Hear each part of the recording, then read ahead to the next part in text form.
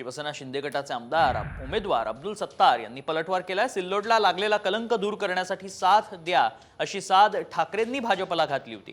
ठाकरेंच्या याच वक्तव्याचा सत्तार यांनी पलटवार केलाय। साम टीव्हीशी एक्सक्लुझिव्ह संवाद साधताना सत्तार यांनी ठाकरेंचा समाचार घेतलाय।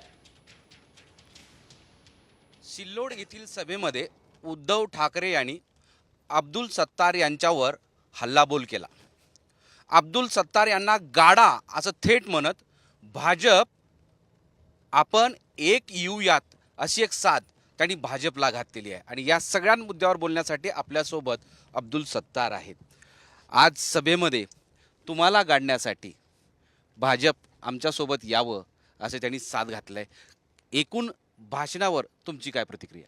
नाही, मला असं वाटतं की त्याला डिपॉझिट जप्त होण्याची भीती असेल म्हणून भाजपचे तलवे चाटून त्यांची मतं द्यावं आणि डिपॉझिट वाचावी इतकंच काम केलं त्यांनी आजच्या भाषणामध्ये।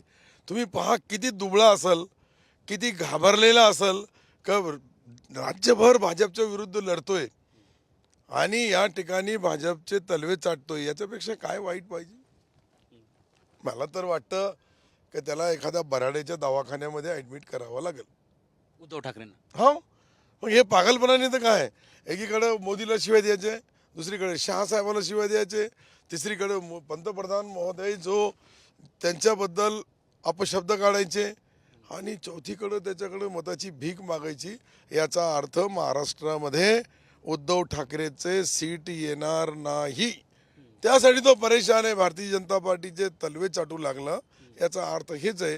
मला वाटतं की राज्यामधले यांचा खेळ संपलेला आहे।